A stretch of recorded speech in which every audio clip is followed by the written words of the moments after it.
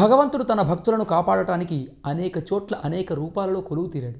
అలాంటి వాటిలో భక్తులను దుష్టశక్తుల నుంచి రక్షించి ఆరోగ్యాన్ని ప్రసాదించే స్వామిగా కొలవబడుతున్నాడు తెలంగాణ రాష్ట్రంలోని నార్కట్పల్లికి సమీపంలో చెరువుగట్టులో ఉన్న శ్రీ పార్వతీ జడల రామలింగేశ్వర స్వామి. ఈరోజు ఆయన గురించి తెలుసుకుందాం.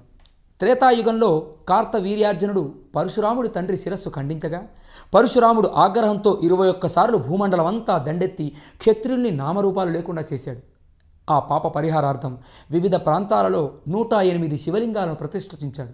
అందులో 108వ లింగంగా ప్రతిష్ఠ చేసిన ఈ చెరువుగట్టు శ్రీ జడల రామలింగేశ్వర లింగం దగ్గర పరశురాముడు తపస్సు చేశాడు. శివుడు ప్రత్యక్షం కాలేదన్న కోపంతో తన పరశువుతో ఈ లింగం మీద మోదబోగా శివుడు ప్రత్యక్షమయ్యాడు.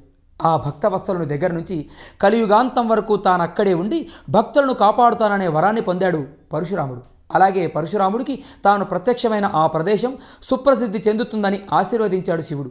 పరమశివుడు నాడు పరశురాముడికిచ్చిన మాట నేటికి నిలబెట్టుకుంటున్నాడనడానికి తార్కాణమే నమ్మి కొలుస్తూ అక్కడికి పదే పదే వచ్చే భక్తజన సందోహం. ఇక్కడ శివుడు పశ్చిమాభిముఖంగా ఉంటాడు. ఈ గుహాలయం ప్రవేశ మార్గం ముందు విశాలమైన ముఖమండపం నిర్మింపబడ్డది. అనేక మంది భక్తులు ఇక్కడ రాత్రి నిద్రలు చేస్తారు. ఈ మండపం దాటి లోపలికి వెళ్తే ఎదురుగా విఘ్ననాయకుని విగ్రహం, కుడిపక్క ఉన్న గర్భాలయంలో పానువట్టం మీద విరాజిల్లే శివలింగం.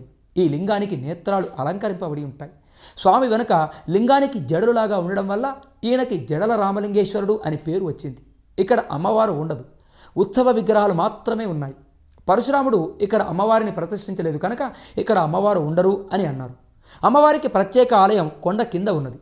గర్భగుడి యువతల శివుడికి ఎదురుగా నందీశ్వరుడు, ఆయన వెనుక చిన్న ధ్వజస్తంభము, కాలభైరవుడు, క్షేత్రపాలకుడు. సో ఫ్రెండ్స్, ఇది ఈ ఆలయ విశిష్టత.